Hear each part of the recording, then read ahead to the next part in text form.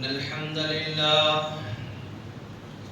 الحمد لله نحمده ونستعينه ونستغفره ونعوذ بالله من شرور أنفسنا ومن سيئات أعمالنا من يهده الله فلا مضل له ومن يضلله فلا هادي له وأشهد أن لا إله إلا الله وأشهد أن محمدا عبده ورسوله ورسله بالحق بشيرا ونذيرا أما بعد فإن خير الحديث كتاب الله وخير الهدي هدي محمد صلى الله عليه وسلم وشر الأمور محدثاتها وكل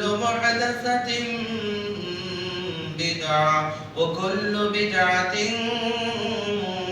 ضلالة وكل ضلالة في النار فأعوذ بالله من الشيطان الرجيم بسم الله الرحمن الرحيم إن الله يأمر بالعدل والإحسان وإيتاء ذي القربى وينهى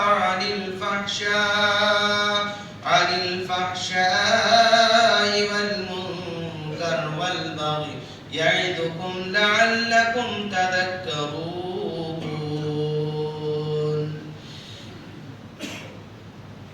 وعن معقل بن يسار رضي الله تعالى عنه قال رسول الله صلى الله عليه وسلم ما من عبد يسترعيه الله رعية يموت يوم يموت وهو غاش على رعيته إلا حرم الله عليه الجنة رواه البخاري ومسلم.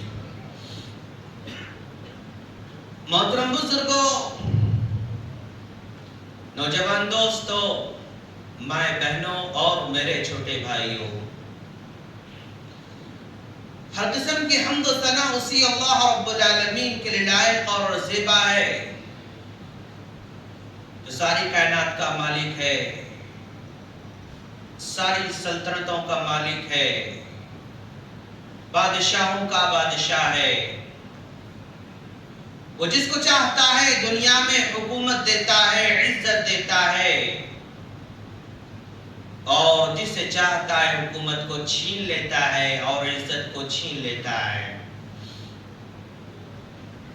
لاکھوں درود و سلام ہو جناب محمد رسول اللہ صلی اللہ علیہ وسلم پر کہ آپ کو بحیثیت حکمران بنا کر بھی بھیجا، بحیثیت نبی بنا کر بھی بھیجا، بحیثیت باپ بھی بنا کر بھیجا، بحیثیت تاجر بنا کر بھیجا، معلم بنا کر بھیجا. الغرض دنیا کے سارے لوگوں کے لیے ایک رول ماڈل بنا کر، ایک اسوہ حسنہ بنا کر ہم تمام کی طرف مبعوث فرمایا. سامعین کرام، آج میں جس موضوع پر بات کرنے جا رہا ہوں، میرا موضوع ہے مسلمان حکمرانوں کا کردار. اور آپ سبھی جانتے ہیں کہ میرے اس موضوع کے انتخاب کرنے کی وجہ کیا ہو سکتی ہے. سارے کے سارے ملک میں ہر جگہ کس کو لیڈر بنایا جائے، کس کو حکمران بنایا جائے، کس کو اپنا سرپرست بنایا جائے اور کس کو اپنا نگران بنایا جائے، ہر طرف ایک فکر مند لوگ نظر آ رہے ہیں. تو ایسے موقع پر میں مناسب سمجھتا ہوں کہ مسلمان حکمران کس طرح تھے اور اسلام حکمرانی کے کیا اصول دیتا ہے. کچھ باتیں عرض کرنے کی کوشش کروں گا.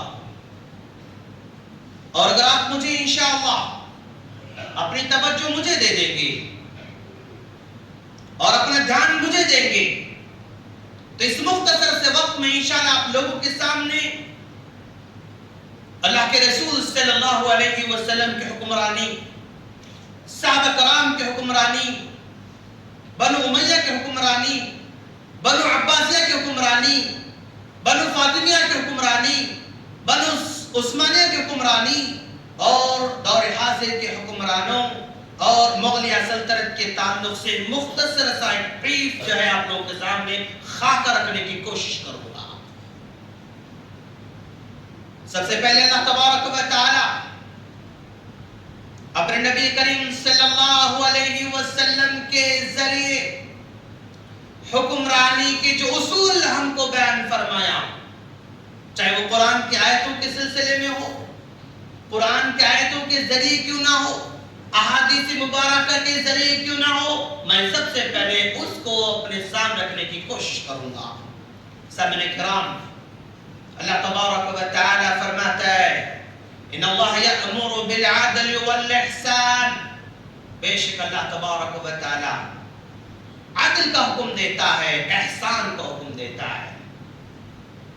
یہ آیت عمر بن عبدالعزیز رحمہ اللہ کو اتنی پیاری دکھی اور اتنی جامع نظر آئی کہ آپ نے اس کو ہر جمعہ میں تلاوت کرنے کا حکم دے دیا، اور آج بھی ہر جمعہ میں اس آیت کو آپ کسی نہ کسی طرح سنتے رہتے ہیں۔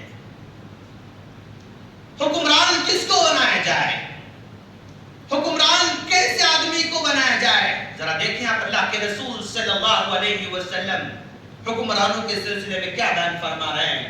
وعن معقل بن یسار رضی اللہ تعالی عنہ قال قال رسول اللہ صلی اللہ علیہ وسلم ما من عبد يسترعيه اللہ على رعیته۔ اس ایک ٹکڑے میں ایک بہت بڑی حقیقت کا انکشاف کیا جا رہا ہے، وہ یہ کہ کسی بھی بندے کو اگر اللہ تبارک و تعالی حکمرانی عطا کرتا ہے، اس کو حکمران بنا دیتا ہے، جس کا مطلب یہ ہوا کہ حکمران ہم نہیں بنا سکتے ہیں، حکمران عوام نہیں بنا سکتے ہیں، حکمران لوگ نہیں بنا سکتے، حکمران تو اللہ تبارک و تعالی کی جانب سے بنایا جاتا ہے، چاہے وہ اچھا کیوں نہ ہو، برا کیوں نہ ہو، نیک کیوں نہ ہو اور بد کیوں نہ ہو، انصاف کرنے والا کیوں نہ ہو یا ظلم کرنے والا کیوں نہ ہو، یہ ساری کی ساری حکمرانی اللہ تبارک و تعالی کی جانب سے عطا کی جاتی ہے۔ اور یہ حکمرانی دیے جانے کے بعد یوم یموت وهو غاش لرعیتہ، اللہ تعالیٰ نیک آدمی کو سلطنت دیتا ہے، برے کو بھی حکمران بنا دیتا ہے۔ جس کسی کو اللہ تعالیٰ حکمران بنا دے اور اپنی قوم پر اس کو ذمہ دار بنا دے، اگر وہ اپنی قوم کو دھوکہ دے کر حکمرانی کرتا ہے یا اپنی حکمرانی کے دوران دھوکہ دیتا رہتا ہے، حرم اللہ علیہ الجنہ، اللہ تبارک و تعالیٰ اس پر جنت کو حرام کرا دیتا ہے۔ تو گویا جس کو اللہ حکمرانی دے دے، جس کو حکومت فرمائے اور اس کا حق ادا نہ کرے تو پھر جنت کا مستحق نہیں بن سکتا، وہ سیدھے کے سیدھے جہنم میں چلے جانے والا ہے۔ اور اگر اللہ تعالیٰ کسی کو حکومت دے دیتا ہے، کسی کو سلطنت دے دیتا ہے، وہ انصاف کرتا ہے، تو اس کے بارے میں کیا کہا، ذرا دیکھیں آپ۔ وعن عبداللہ بن عمرو بن عاص رضی اللہ تعالی عنہ قال قال رسول اللہ صلی اللہ علیہ وسلم ان المقسطین عند اللہ علی منابر من نور۔ جس کسی کو ذمہ داری دی گئی، حکومت دی گئی، وہ انصاف کرتا رہا، احسان کرتا رہا اور ان کے حقوق کو ادا کرتا رہا، کل قیامت کے دن وہ اللہ تبارک و تعالی کی جانب سے عطا کیے گئے بڑے بڑے ممبر پر رہے گا، وہ جو ممبر نور کے ممبر رہیں گے۔ الذین یعدلون فی حکمہم واہلیہم وما بلغوا، انصاف کرنے والے لوگ تھے، کن کن چیزوں میں انصاف کرتے تھے، اپنے گھر والوں میں انصاف کرتے تھے، اپنے باتوں میں انصاف کرتے تھے، جن چیزوں میں ان کو ذمہ دار بنایا گیا تھا اس میں انصاف کرتے تھے۔ تو ایسے لوگوں کے لیے جنت کا جو ہے ان کے لیے ٹھکانہ بتلایا جا رہا ہے۔ اور اسی طرح حکمران کے بارے میں اللہ کے رسول فرماتے ہیں حضرت عیاض بن حمار رضی اللہ تعالیٰ کہتے ہیں کہ اللہ کے رسول نے فرمایا اہل الجنت ثلاثہ، لوگوں جنت میں جانے والے 3 قسم کے لوگ ہیں. پہلی قسم کے لوگ اللہ کے رسول نے بیان فرمایا ذو سلطان مقسط، جس کو حکمرانی دی گئی، سلطنت دی گئی، انصاف کرنے والا رہا، متصدق صدقہ کرنے والا، موفق اور اچھے کاموں کی توفیق دیا گیا وہ آدمی. دوسرا رجل رحیم، رحم کرنے والا آدمی، رقیق القلب، نرم دل آدمی، لکل ذی قربا، ہر ایک کے ساتھ نرم دلی کرنے والا، یہ بھی جنت کا مستحق ہے. اور تیسرا عفیف، کسی کے سامنے ہاتھ پھیلانے والا نہیں، متعفف ذو عیال، بے شمار اس کے بچے بھی ہوں اور پریشان بھی ہو لیکن پھر بھی ہاتھ نہیں پھیلانے والا، ایسا آدمی بھی جو ہے جنت کا مستحق بتلایا جا رہا ہے. ذرا دیکھیں آپ اللہ کے رسول صلی اللہ علیہ وسلم کیا فرما رہے ہیں. حضرت عبد الرحمن بن سمرہ رضی اللہ تعالیٰ عنہ سے خطاب کرتے ہوئے آپ نے فرمایا یا عبد الرحمن بن سمرہ لا تسأل الامارہ، تم کی دنیا والوں سے حکمرانی جو نہ مانگو، دنیا والوں سے لیڈرشپ نہ مانگو، دنیا والوں سے جو ہے سلطنت نہ مانگو اور اپنے آپ کو امیر بنانے کی درخواست نہ کرو. فَإِنْ عُطِيتَهَا عَنْ غَيْرِ مَسْأَلَةٍ أُعِنْتَ عَلَيْهَا، تم تو نہیں مانگے سلطنت، تم تو نہیں مانگے لیڈرشپ، تم تو نہیں مانگے جائے کچھ بھی ہوتا، پھر بھی اللہ تم کو دے رہا ہے. تو اللہ تعالیٰ کی جانب سے ایک مددگار تمہارے ساتھ رکھا جاتا ہے، وہ ہر معاملے میں تمہاری مدد کرتا رہتا ہے. اور اگر تم پوچھ کر لوگے، مانگ کر لوگے، لڑ کر لوگے، پھر قیامت تک جو ہے کوئی تمہارا مددگار نہیں رہے گا، بس وہ پورا کا پورا معاملہ تمہارے سر پر ڈال دیا جائے گا. آخری بات ذرا دیکھیں آپ، حضرت ابو ذر رضی اللہ تعالیٰ عنہ اللہ کے رسول سے کہتے ہیں الا تستعملنی یا رسول اللہ، اے اللہ کے رسول کیا آپ مجھے کسی ملک کا گورنر نہیں بنائیں گے؟ کیا آپ مجھے کسی شہر کا ذمہ دار نہیں بنائیں گے؟ کیا آپ مجھے کوئی عہدہ نہیں دیں گے؟ یعنی آپ جو ہے عہدہ طلب کر رہے ہیں اللہ کے رسول صلی اللہ علیہ وسلم سے.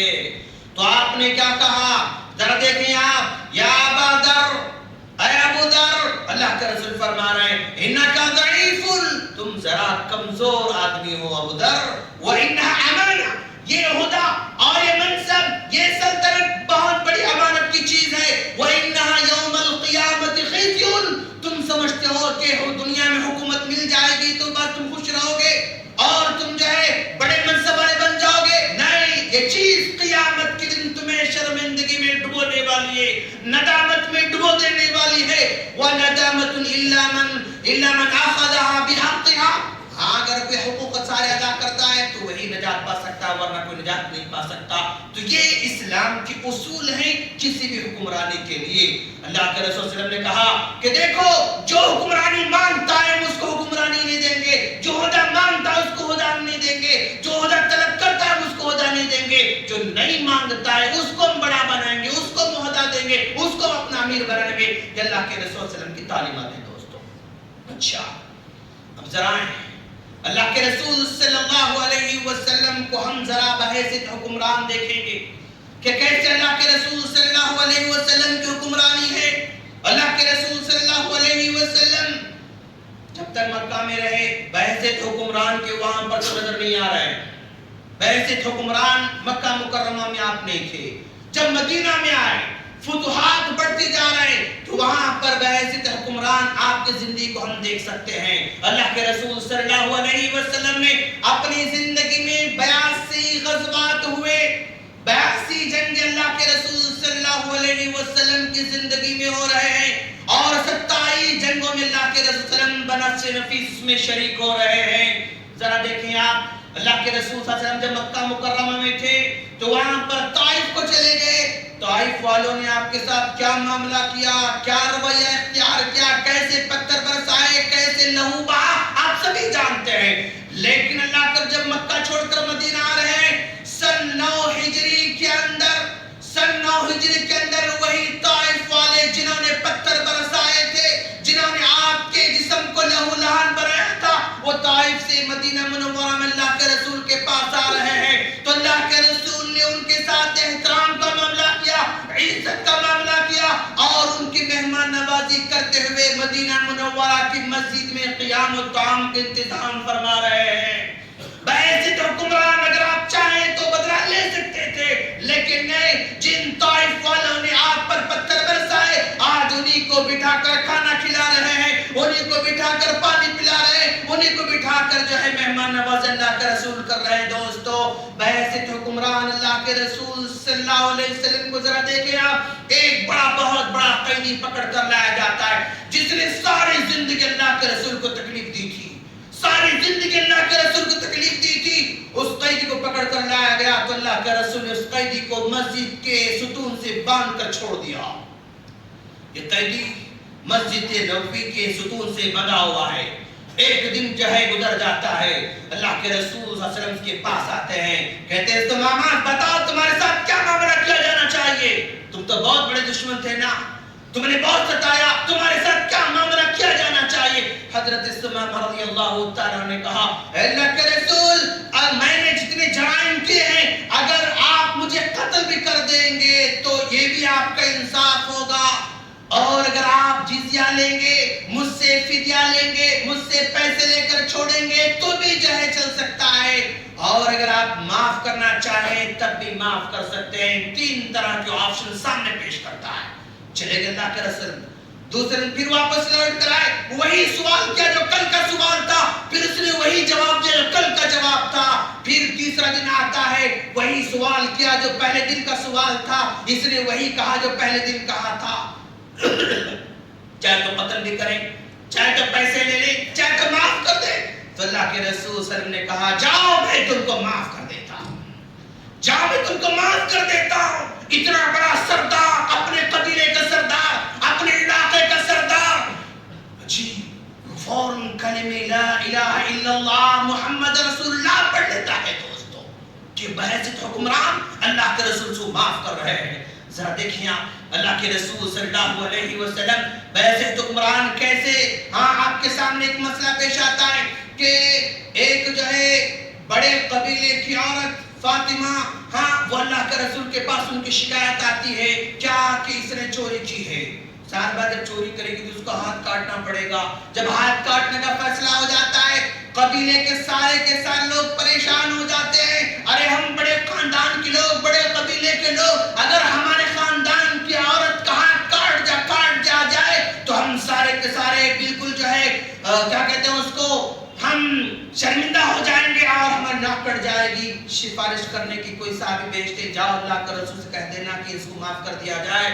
تو اللہ کے رسول صلی اللہ علیہ وسلم بحیثیت حکمران کہہ رہے لو سرقت فاطمہ بنت محمد لقطعت یدہا۔ اس سے پہلے کے لوگ بھی ایسے کرتے تھے، مالدار اگر جرم کرتا تو معاف کر دیتے تھے، غریب اگر جرم کرتا تو سزا دیا کرتے تھے۔ آج جو فیصلہ تم میرے پاس لے کر آئے ہو، جس سفارش لے کر میرے پاس آئے ہو، اگر میری بیٹی فاطمہ بھی چوری کرتی تب بھی میں اس کا ہاتھ کاٹ دیا ہوتا۔ میری بیٹی بھی اگر یہ جرم کرتی میں اپنے بیٹی کا ہاتھ کاٹ دیا ہوتا۔ ذرا غور کریں، یہ کیسا حکمران ہے جس کے پاس مال آتا ہے تو کھڑے کھڑے لوگوں میں تقسیم کر دیتا ہے۔ جنگ حنین کا مسئلہ پیش آیا اور جنگ حنین میں فتح نصیب ہوئی تو اللہ کے رسول صلی اللہ علیہ وسلم کے بعد 60,000 جو ہے قیدی آتے ہیں۔ 60,000 قیدیوں، 6,000 قیدی کو لایا جاتا ہے، 6,000 قیدیوں کو معاف کر دیا جاتا ہے، 24,000 اونٹوں کو لایا جاتا ہے، 24,000 اونٹوں کو تقسیم کر دیا جاتا ہے، 40,000 بکریوں کو لایا گیا، 40,000 بکریوں کو تقسیم کر دیا گیا، 4,000 اوقیہ چاندی ملی، اس کو بھی جو ہے آپ نے بانٹ دیا اور تقسیم کر دیا۔ دوستو اللہ کے رسول صلی اللہ علیہ وسلم اپنی پوری 23 سالہ زندگی میں جو لڑائیاں ہوئی وہ 82 جنگیں ہوئی، ان 82 جنگوں میں جو خون بہایا گیا کتنا تھا دوستو؟ 1018 لوگوں کی جانیں چلی گئی۔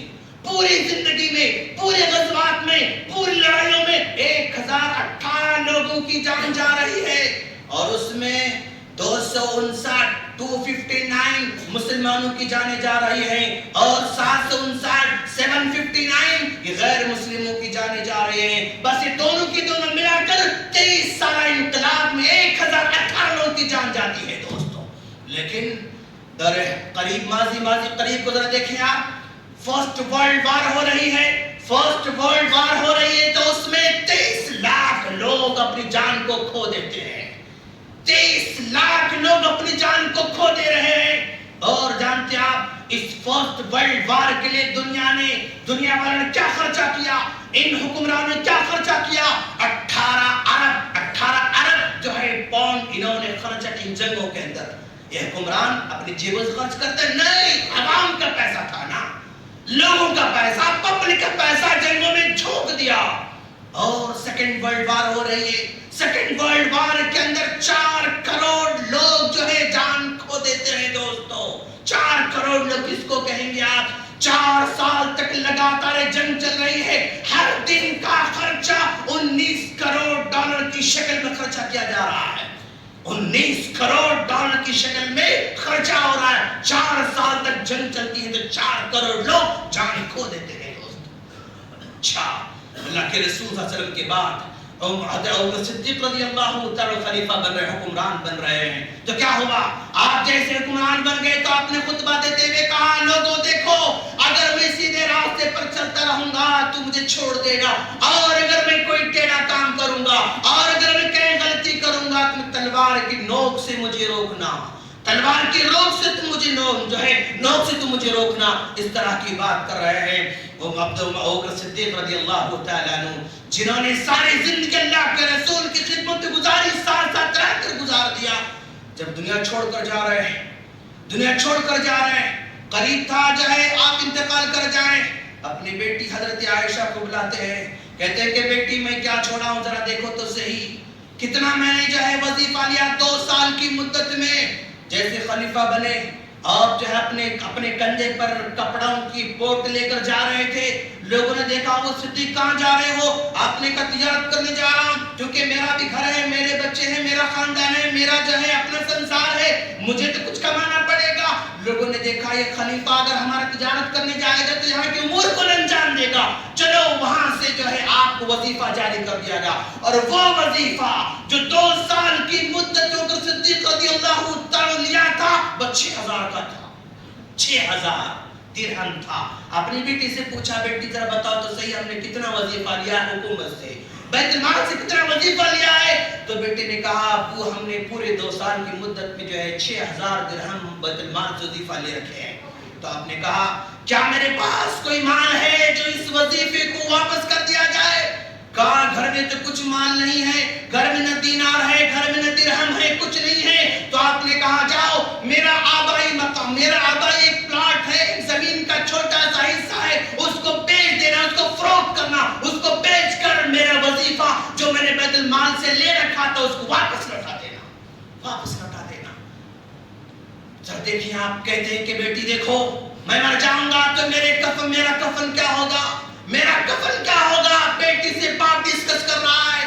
تو بیٹی نے کہا، ابو جان آپ کفن کی فکر کیوں کر رہے ہیں، ہم تو نیا کفن لے کر آئیں گے. تو باپ نے کہا، بیٹی نہیں، جب میں مر جاؤں گا تو میرے لیے نیا کفن نہ لانا، یہ 2 کپڑے میرے پرانے رکھے ہوئے ہیں، انہی 2 کپڑوں میں مجھے کفن دے دینا، اور اگر تم اور ایک کپڑا لینا چاہتی ہو تو اور ایک کپڑا لے لینا. بس 2 پرانے کپڑے تھے، ایک نیا کپڑا تھا. ان 3 کپڑوں میں ابوبکر صدیق رضی اللہ تعالیٰ عنہ اللہ کے پاس جا رہے ہیں دوستو. اس کے بعد کون آتے ہیں؟ عمر فاروق رضی اللہ تعالیٰ عنہ آتے ہیں. عمر فاروق رضی اللہ تعالیٰ عنہ جانتے ہیں آپ کہ کیسے حکمران؟ ہائے، یہ فاروق کیسا حکمران، کتنے ملکوں کا حکمران، 10 ملکوں کا یہ حکمران تھا. کون؟ فاروق اعظم 10 ملکوں کا حکمران تھا. کون کون سے ممالک تھے وہ؟ عراق تھا، شام تھا، بیت المقدس تھا، مصر تھا، لیبیا تھا، فارس تھا، بحرین تھا، یمن تھا، عمان تھا، آذربائیجان تھا. 10 ملکوں کا حکمران.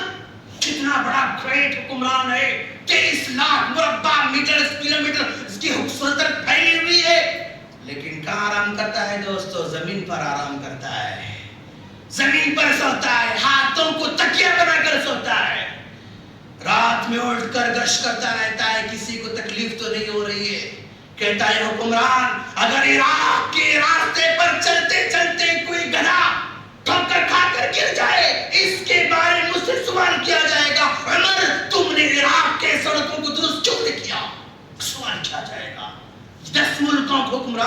چکر لگاتا ہے. رات میں جاتے جاتے دیکھتا ہے کہ ایک باہر جھونپڑی کے بیٹھا ہوا آدمی اندر سے کراہنے کی آواز آ رہی ہے. پوچھا کیا ماجرا ہے؟ کیا ماجرا ہے؟ کہا میری بیوی کی تزکیہ ہو رہی ہے, ڈیلیوری کا مسئلہ ہے, کوئی ساتھ دینے والا نہیں, میں بیٹا ہوں, میں کیا کر سکتا ہوں. واپس لوٹ کر حکمران جاتا ہے, 10 ملکوں کا حکمران واپس لوٹ کر جاتا ہے, اپنے بیوی سے کہتا کیا آج میں تم کو اجر کمانے کا موقع نہ دوں؟ ہائے قربان جاؤ, بیوی کیسی بیوی ہے, کیوں نہیں میرے سرتاج, چلو آپ جو کہیں گے میں اس کو کرنے تیار ہوں, چلو میرے ساتھ. بیوی کو لیتا ہے حکمران, لے کر اس جو ہے خیمے کے پاس آتا ہے, باہر خود کھڑا ہوا ہے, اندر اپنی بیوی کو بھیجتا ہے. وہ زچگی کر کے اپنے جو ہے شوہر سے کہتے ہیں امیر المؤمنین اپنے دوست سے کہہ دینا کہ اللہ نے کوئی لڑکا عطا فرمایا ہے. کیسا حکمران, 10 ملکوں کو حکمران اپنی بیوی کو لے جا کر زچگی میں ہیلپ کر رہا ہے. یہی حکمران رات میں عورت جگہ جاتا ہے, بڑھیا گھر کے سامنے بیٹھی ہوئی ہے, چھوٹے چھوٹے بچے رو رہے ہیں, آگ 3 پتھر رکھے ہوئے ہیں, اس پر ہنڈیاں رکھی ہوئی ہے, کچھ پکا رہی ہے, بچے رو رہے ہیں. پوچھا ماں کیا بات ہے, یہ بچے کیوں رو رہے ہیں؟ تو بڑھیا نے کہا کیا کریں, کھانے کے لیے بھوکے ہیں, کچھ کھانا تو نہیں ہے, بس میں سہلا رہی ہوں, ان کو سہلا رہی ہوں. کہا یہ ہنڈیاں میں کیا ہے؟ کہا نہیں کچھ نہیں, بس پانی ہے, ان کو پانی اس پر رکھ کر بس پک رہا ہے بیٹا, پک رہا ہے بیٹا, پک رہا ہے بیٹا. ان کو سہلاتی ہوں, سلاتی ہوں, پھر میں سو جاتی ہوں. واپس لوٹ کر جاتا ہے یہ امپائر, یہ کمانڈر واپس لوٹ کر جاتا ہے, جا کر اپنے غلام سے کہتا ہے کہ یہ بوریا نکالو. اس بورے کو نکالا, آٹا ڈالا, تیل لیا اور ساری چیزیں لی. غلام سے کہتا ہے کہ اس کو میرے کندھے پر رکھ دینا. غلام کہتا کہ نہیں امیر المؤمنین میں اس کو کندھے پر لے کر جاؤں گا. تو یہ کمانڈر 10 ملکوں کا کہتا ہے تم یہاں میرے بوجھ کو اٹھا تو سکتے ہو لیکن وہاں میرے بوجھ کو نہیں اٹھا سکتے, اٹھاؤ میرے بوجھ کو میرے سر پر رکھ دینا. لے کر جاتا ہے, خود پکاتا ہے, بچوں کو کھلاتا ہے, واپس لوٹ کر آتا ہے. دوستو یہ 10 ملکوں کا حکمران جاتا رہتا ہے, دیکھا کہ ایک جھوپڑی میں سے آواز آ رہی ہے بیٹی دودھ میں پانی ملا دینا, بیٹی دودھ میں پانی ملانا. بیٹی کہتی ہے امی جان خلیفہ نے امیر المؤمنین نے پانی ملانے سے تو منع کیا ہے. تو اپنی ماں نے کہا بیٹی کیا خلیفہ دیکھنے یہاں پر آ رہے ہیں, تم کو کیوں پریشان, ملا تو صحیح. بیٹی نے کہا امی جان ہمارے امیر نہ دیکھے تو کیا ہوا, رب العالمین تو دیکھ رہا ہے. ہائے یہ خلیفہ لوٹ کر واپس چلا جاتا ہے, 10 ملکوں کا خلیفہ واپس لوٹ کر جاتا ہے. صبح سویرے اپنے بیٹے کے لیے رشتہ لے کر جاتا ہے. کس کا رشتہ لایا حکمران؟ ایک دودھ بیچنے والی کی بیٹی کا رشتہ لے کر جو ہے جا رہا ہے دوستو. ہاں اور یہی عمر فاروق رضی اللہ تعالیٰ عنہ, ہاں رات میں جاتے ہیں, دیکھا کہ بھائی گشت کرتے ہوئے ایک بچہ رو رہا ہے, گشت کرتے کرتے کرتے پھر واپس لوٹا, پھر رو رہا ہے, پھر اور علاقے میں جا کے پھر رو رہا ہے, اور علاقے میں جا کے پھر رو رہا ہے. دروازہ کھٹکھٹا, پوچھا کیا بات ہے, بچہ بہت دیر سے رو رہا ہے. کون پوچھ رہا ہے؟ خلیفہ, 10 ملکوں کا خلیفہ پوچھ رہا ہے کیوں رو رہا ہے بچہ. تو ماں کہتی ہے کہ ہمارا امیر المؤمنین وہ جب تک 2 سال بچے کے پورے نہیں ہوتے, روٹی کھانے کے لائق نہیں ہوتا, تب تک وہ بچے کو وظیفہ جاری نہیں کرتا. میں بچے کو جلدی روٹی کھلانا چاہتا ہوں, چاہتی ہوں بچے کو دودھ چھڑانا چاہتی ہوں. عمر تو 2 سال کی نہیں ہوئی, دودھ نہیں چھوڑ رہا ہے, روٹی نہیں کھا رہا ہے, اس لیے اس کو بھوکا رکھ کر روٹی کا عادی بنا رہی ہوں. جیسے سن کر چلے گیا یہ خلیفہ واپس لوٹ کر جاتا, صبح سویرے ایک اعلان کر دیتا ہے بچہ جیسے پیدا ہوتا ہے اس کو وظیفہ جاری کر دیا جائے, وظیفہ جاری کر دیا جائے. خلیفہ ہے دوستو, ہاں یہ خلیفہ کھڑے ہو کر خطبہ دے رہا ہے, مجمع بھرا ہوا ہے, بس ایک چادر جو ہے بڑی جو ہے ان کے کندھے پر لٹکی ہوئی ہے. ایک آدمی کھڑا ہو کر کہتا ہے امیر المؤمنین یہ جو آپ کے اوپر قمیص ہے وہ قمیص جو ہے فلاں جنگ سے جو ہم کو مال غنیمت ملی ہے اسی جنگ کی جو ہے یہ چادر نظر آ رہی ہے. جو چادر ہم کو تقسیم کی گئی اس چادر میں قمیص تو نہیں بن سکتی تھی, لیکن آپ کے جسم پر جو چادر ہے وہ پوری قمیص بنی, یہ کیسے ہو سکتا ہے؟ کیا پوچھ رہا ہے؟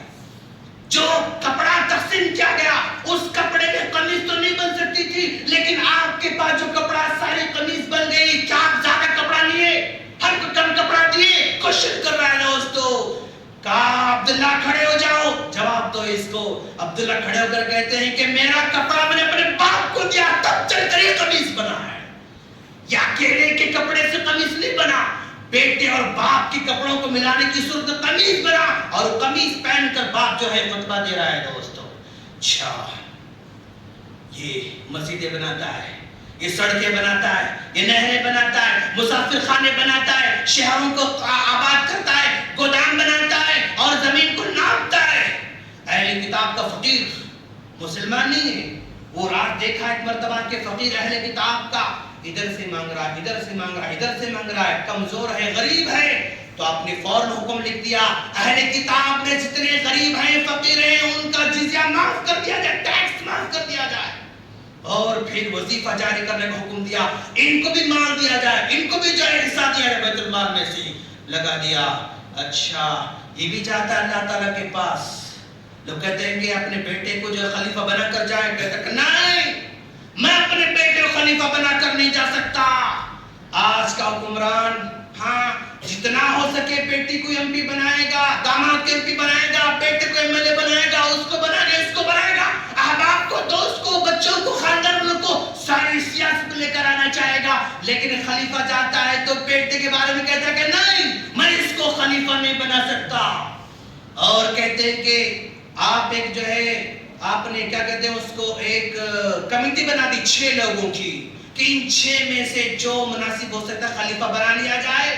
لوگوں نے کہا ان 6 لوگوں پر آپ ایک حکم بنا دیں, آپ ایک ذمہ دار بنا دیں, اور وہ ذمہ دار آپ کے بہن بھی مناسب آدمی ہو سکتے ہیں. تو کہا نہیں اپنی بہن بھی کو بھی اس میں آنے نہیں دوں گا, میں رشتہ داروں کو میں حکومت میں آنے نہیں دوں گا. یہ بھی لوٹ کر جا رہا ہے, تو کیا چھوڑ کر جا رہا ہے دوستو؟ کچھ نہیں, 2 کپڑے چھوڑ کر جا رہا ہے. ایک کپڑا وہ جو موسم گرما میں پہنا جانا تھا, اور ایک کپڑا وہ جو موسم سرما میں پہنا جانا ہے. پہنتے تھے, بس 2 کپڑے چھوڑ کر دنیا سے جا رہے ہیں. عثمان غنی رضی اللہ تعالیٰ آ رہے ہیں. کیا دیا انہوں نے لوگوں کو؟ گھما دیا, پیسے تھے, اور جو ہے جنگوں میں مدد کیا, تعاون کیا, اور مسجدیں بنائی, سب کچھ کیا دنیا والوں کو. اور یہ جب یہ دشمن حملہ کرنے آتا ہے اور آپ کے گھر میں کود پڑتا ہے, تو ابو ہریرہ رضی اللہ تعالیٰ عنہ نے کہا اور دوسرے صحابہ کرام نے کہا اگر آپ حکم دیں گے تو سارے کے سارے مسلمان مل کر دشمن کو ٹکا پوٹی کر دیں گے, حکم تو دے دے. یہ حکمران کیا کہتا ہے؟ یہ حکمران کہتا ہے کہ نہیں میری جان چلی جائے تو چلی جائے, مدینہ منورہ میں خون بہنے کو میں پسند نہیں کرتا. کیسا خلیفہ تھا دوست, کیسا خلیفہ ہے یہ؟ اپنی جان قربان کرنا چاہتا ہے. فوجی کو مرنے نہیں دیتا, ساتھیوں کو مرنے نہیں دیتا, مدینے میں خون بہانا نہیں چاہتا. اسی طرح اللہ تعالیٰ کے پاس چلا جاتا ہے. اور اس کے بعد کون آتے ہیں؟ حضرت علی رضی اللہ تعالیٰ عنہ آ رہے ہیں. کیا دیا انہوں نے قوم کو؟ ہاں ہر چیز قوم کو دے دیا. ایک بدوی آتا ہے, آ کر کھینچ کر کہتا ہے کہ علی کچھ مجھے مال دے دو, کچھ مجھے مال دے دو. تو علی رضی اللہ تعالیٰ نے کہا کہ بھائی میرے گھر میں اور 2 وقت کی روٹی سے بڑھ کر کچھ نہیں ہے, میرے گھر میں 2 وقت کی روٹی سے بڑھ کر کچھ نہیں, میں تمہیں کیا دے سکتا ہوں. اس نے پلٹ کر کہا علی وہاں کل قیامت کے دن میں تمہارا گریبان پکڑ کر کہوں گا اللہ تعالیٰ سے کہ علی نے مجھے کچھ نہیں دیا. گریبان پکڑ کر کہوں گا کہ علی نے مجھے کچھ نہیں دیا. علی رضی اللہ تعالیٰ نے اپنے غلام قنبر سے کہا کہ جاؤ میرے زرہ لے کر آؤ, میرے زرہ لے کر آؤ. غلام زرہ لے کر آتا ہے. آپ کہتے کہ یہ زرہ لو, اس زرہ کو اللہ کے رسول صلی اللہ علیہ وسلم نے مجھے دے رکھا تھا. ہر جو ہے جنگ کے موقع پر میں اس کو پہنا کرتا تھا, یہ بہت بڑی جو ہے قیمتی چیز ہے. تو قنبر نے فوراً کہا اے امیر المؤمنین اتنی بڑی بھاری چیز دینے کی اس کو کیا ضرورت ہے؟ تو آپ نے کہا اے قنبر اگر یہ زرہ دنیا ساری کے ساری کے مقابلے میں مہنگی ہوتی تب بھی میں اس کو دے دیتا. کیوں؟ یہ وہاں گریبان پکڑنے کی بات کر رہا ہے, میں وہاں نہیں چاہتا تو کوئی میرا گریبان پکڑے. معاویہ رضی اللہ تعالیٰ عنہ آ رہے ہیں. ارے یہ بھی تو 10 ملکوں کا خلیفہ تھا. معاویہ رضی اللہ تعالیٰ عنہ 10 ملکوں کا خلیفہ ہیں. ذرا دیکھو آپ کیا کیا ہے, قبرص کا خلیفہ, استنبول کا خلیفہ, روم کا خلیفہ, سجستان کا, سوڈان کا, کابل کا, لیبیا کا, سسلی کا, قسطنطنیہ کا, بخارا کا, سمرقند کا. 10 ملکوں کا حکمران. یہ بھی دنیا والوں کو محبت دیا اور ہر ایک کے ساتھ محبت کے ساتھ الفت کے ساتھ معاملہ کرتے رہے. کسی غیر مسلم کو نہیں مارا، کسی غیر مسلم کو نہیں ستایا، کسی غیر مسلم کو نہیں جلایا، کسی غیر مسلم کو قید خانے میں نہیں ڈالا، کسی غیر مسلم نوجوان کو نہیں پکڑا، کسی غیر مسلم نوجوان کو نہیں ستایا، سب کو سب کے ساتھ انصاف کیا، سب کو دیتا رہا، سب کو دیتا رہا، سب کے انصاف کیا۔ اچھا اس کے بعد بنو امیہ کی حکومت آتی ہے دوستو۔ بنو امیہ کی حکومت میں جانتے ہیں آپ 14 حکمران آئے، 14 حکمران آئے۔ ان 14 حکمرانوں کی ہسٹری تو میں بیان کروں گا تو لمبا ہو جائے گا، بالکل آپ مختصر یوں سنیں۔ 14 حکمرانوں کی حکمرانی کی جو ہمارے پاس ہسٹری موجود ہے، اس ہسٹری میں آپ ایک جگہ نہیں بتا سکتے کسی حکمران نے غیر مسلم کو ستایا ہو، ذمیوں کو ستایا ہو، کسی کو مارا ہو، کسی کی ناجائز زمین پر قبضہ کیا ہو۔ یہ 14 حکمرانوں کی ہسٹری میں ہم کہیں نہیں پاتے ہیں دوستو۔ اس کے بعد خلافت عباسیہ آتی ہے۔ خلافت عباسیہ میں 37 حکمران آئے۔ کتنے حکمران؟ 37 حکمران آئے۔ کتنا حکومت کیا انہوں نے؟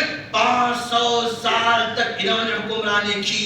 ان کی پوری ہسٹری کے اندر آپ نہیں بتا سکتے کہ انہوں نے ذمیوں کو ستایا، غیر مسلم کو ستایا، غیر مسلم کو مارا، ان کو قید میں ڈال دیا، ان کو جلایا، آپ یہ بتا نہیں سکتے ان کی ہسٹری کے اندر۔ اس کے بعد فاطمی خلافت آتی ہے، فاطمی حکومت آتی ہے، اس میں 14 خلفاء گزرے، 14 حکمران گزرے، لیکن ان کی ہسٹری کے اندر ہمیں کیسا ایسا نہیں ملتا۔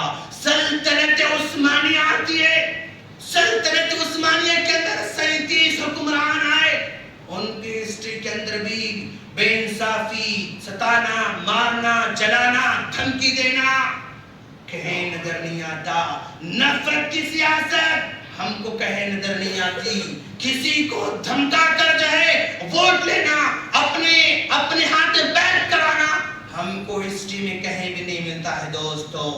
آؤ ذرا ہم ہندوستان کے پاس لوٹ کر آئیں، ہندوستان کے پاس لوٹ کر آئیں۔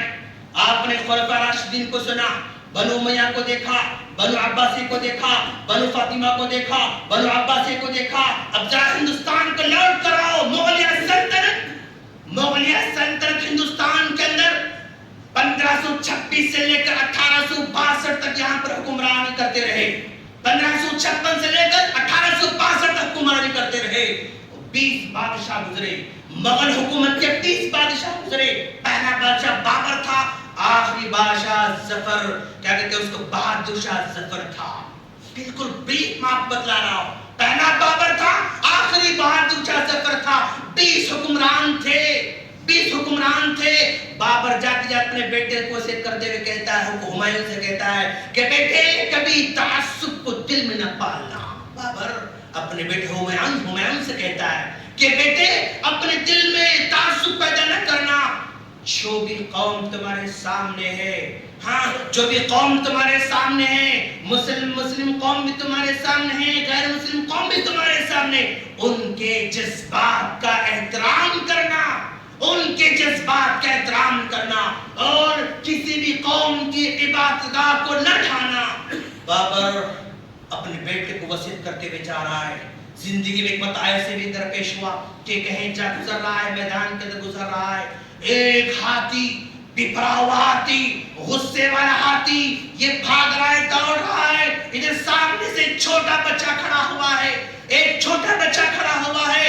لوگوں نے کہا کہ بچے کو بچایا جائے، بچے کو بچایا جائے۔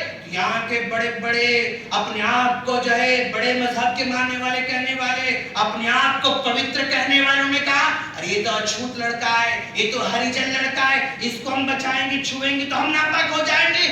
دور ہٹ گئے۔ بابر چاہتا ہے جا کر اس بچے کو اپنے گود میں لے کر ہاتھی کے سامنے سے ہٹ جاتا ہے۔ بادشاہ ہے، یہ حکمرانی کر رہا ہے، حکمرانوں اپنی رعایا کے ساتھ یہ معاملہ کر رہا ہے۔ اچھا شاہجہاں آتا ہے، ہاں اس کے بعد جو ہے جہانگیر آ رہا ہے۔ جہانگیر بھی اتنا رواداری کہ مسجدوں کو بناتے بناتے مندروں کو بنانے بھی پیسہ دے رہا ہے۔ شاہجہاں آتا ہے اپنی رعایا کے دل کو رکھنے کے لیے، اپنی رعایا کی خدمت کرنے کے لیے وہ گیتا کو فارسی میں ٹرانسلیشن کرتا ہے، گیتا کو فارسی میں ٹرانسلیشن کرتا ہے۔ اپنی رعایا کی ساتھ رواداری اتنی کہ اپنے مال کے محکمہ مال کی نگرانی کے لیے کس کو رکھا؟ غیر مسلم رگھوناتھ چھتری کو رکھا۔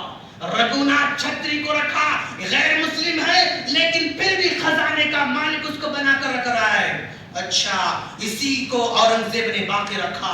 50 साल हुकूमत करते हैं औरंगजेब, लेकिन कभी शिकायत का मौका नहीं देते। अकबर तो अकबर ही था, उसने तो जो है बस इस्लाम का नाम तो लेता था, लेकिन इस्लाम का नाम काम कुछ नहीं किया। वो सारे के सारे मज़ाहिब को अपने दरबार में लेकर आया।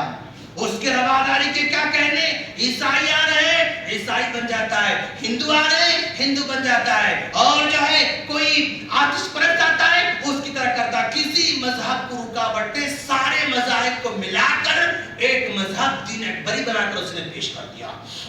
अच्छा, गजनवी के बारे में शिकायत तो बहुत है, महमूद गजनवी के बारे में बहुत शिकायत है। अरे महमूद गजनवी जब सोमनाथ को फतह कर लिया, ये सारे के सारे सोमनाथ का मफ्तूहा इलाका राजा सिखपाल को आती के तौर पर दे दिया है। सोमनाथ कह दिया है ना, हमने फतह तो कर लिया है, हम चाहे तो हुक्मरानी कर सकते हैं, लेकिन नहीं, राजा सिखपाल को तोहफे के तौर पर दे दिया, तुम इसके राजा बनो, तुम इसको जो है चलाओ। सिक्का लाया, एक तरफ सिक्के के अरबी में जो है, एक तरफ का सिक्का अरबी में लिखा हुआ है और एक तरफ जो है संस्कृत में सिक्के पर जो है लिखा हुआ है। अच्छा, इतने बादशाह है हिंदुस्तान, इतने बादशाह है, लेकिन क्या आपने कभी देखा सुना किसी से कि इतने बादशाहों ने 800 साल हुकूमत की? क्या किसी बादशाह ने, कुछ बादशाह अफगान से आते हैं, कुछ बादशाह तुर्क से आते हैं, कुछ बादशाह फलां से आते हैं, लेकिन किसी बादशाह ने यहाँ की दौलत को लेकर अफगान नहीं गया, यहाँ की दौलत लेकर तुर्क को नहीं गया, यहाँ की दौलत लेकर किसी और मुल्क को नहीं गया। सारे के सारे बादशाह यहीं पर हुकूमत किए, यहीं को तरक्की दिए, यहीं पर जो है इस मुल्क को आगे बढ़ाने की कोशिश करते रहे, लेकिन कोई बादशाह यहाँ की दौलत को किसी और मुल्क को सप्लाई नहीं किया, अपने मुल्क को वापस लौट कर नहीं गए दोस्तों। लेकिन आज के हमारे हुक्मरान रही सही दौलत को लेकर बाहर मुल्कों में जाते हैं ना, स्विस बैंक में रखते हैं। हाँ, जानते हैं स्विस बैंक किसको कहते हैं? सभी सुनते हैं स्विस बैंक में काला धन का ये क्या है यार, क्या है? मैंने जब इसकी स्टडी की, मैंने इसको देखा तो मुझे आंसर ये मिला, भाई स्विस बैंक में रखते क्यों है? तो वहां का रूल्स ये कि दुनिया का हर मुल्क का पैसा यहाँ पर है दोस्तों। स्विस बैंक के अंदर हर मुल्क का पैसा, 260 मुल्कों का पैसा इसमें रखा गया। सबसे हाईएस्ट लेवल जो इस बैंक पे पैसा रखा गया वो यूएस का है। यूएस का नंबर 1 वो वहां के लोगों ने इसमें पैसा रखा है, और इंडिया 70 नंबर पर है, तो 70 का नंबर है उसमें पैसे रखने वालों में। उसका रूल्स क्या, तुम पैसे लाकर रखते हो ना, तुम्हारे नाम के बारे में नहीं पूछा जाएगा, तुम किस मुल्क के हो नहीं पूछा जाएगा, तुम कैसे माल लेकर आए नहीं पूछा जाएगा, तुम धोखा देकर लेकर आए, तुम जो है गसब करके लेकर आए, तुम कमा कर लाए, कैसा है, नो क्वेश्चन, बस माल रख देंगे, एक कोड नंबर आपको दिया जाएगा। इसीलिए लोग जाकर वहां पैसे रखते हैं। क्यों? वहां पर नाम की कोई जो है झंझाट नहीं है, पैसा कैसा लाए वो उसका प्रॉब्लम नहीं है, क्या कर रहे हैं प्रॉब्लम नहीं है, काम रहते हैं प्रॉब्लम नहीं, इसलिए जाकर वहां पर रखते हैं। तो यहाँ के लोग वहां पैसे मुंतकिल कर रहे हैं। हमारे 800 साल तक बादशाहों ने एक पैसा हिंदुस्तान से बाहर लेकर नहीं गए, लेकिन सारे के सारे पैसा बाहर लेकर जा रहे हैं। तो कौन इस मुल्क के जो है मोहब्बत करने वाले, कौन इस मुल्क के साथ इंसाफ करने वाले, कौन इस मुल्क को जो हक देने वाले, आप खुद जो है समझ सकते हैं दोस्तों। अच्छा जी, जो पैसा स्विस बैंक में रखा गया हमारे हिंदुस्तान का 1456 अरब डॉलर है, 1456 अरब डॉलर है। इसको हिंदुस्तान में लाकर तकसीम कर दिया जाए, 45 करोड़ लोगों को हर एक को 1-1 लाख रुपए दिया जा सकता है। 45 करोड़ लोगों को हर एक को लाख रुपए दिया जा सकता है। अच्छा, ये रहा मुसलमान हुक्मरानों का किस्सा। जरा रुख सिक्के के दूसरे रुख को भी देखना जरूरी है। सिक्के के एक रुख को देखेंगे तो समझ में नहीं आता। सिक्के का एक रुख ये था, सिक्के का दूसरा रुख मुसलमानों के अलावा जो गैर मुस्लिम हुक्मरान हैं उन्होंने क्या किया। 503 के अंदर सन 503 हिजरी के अंदर ईसाई हजरात लीबिया पर कब्जा कर गए तो सारे कुतुबखाने जला के खाकस्तर कर दिया।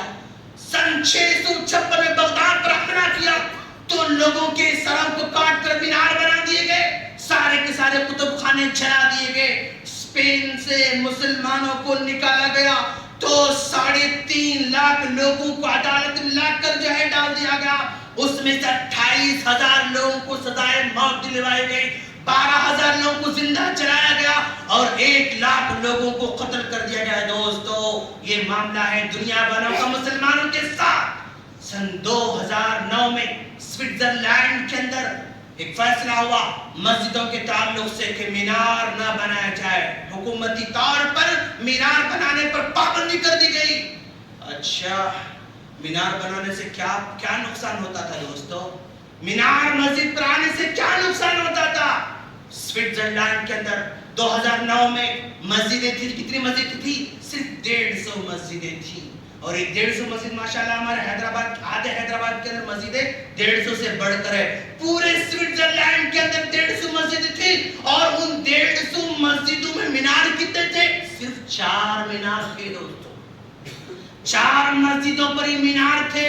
ان 4 میناروں کو دیکھ کر ایک مسجد پر اور ایک مسجد پر اور ایک پر اور ایک پر، بس 4 ہی مینار تھے، ان 4 مینار کو اتنا بڑا مسئلہ بنا دیا کہ پورے حکومتی طور پر مینار پر پابندی لگا دی۔ کیا نقصان تھا؟ لیکن برداشت کرنے کی طاقت مادم کے پاس نہیں تھا۔ برما میں سب جان رہے ہیں کہ وہاں کے مسلمانوں کو شہری ہی تسلیم نہیں کیا جا رہا ہے، آپ ہمارے شہری نہیں، کوئی بنیادی حقوق نہیں۔ دوستو مسلمان حکومت کی کیسے حکمرانی کرتے رہے؟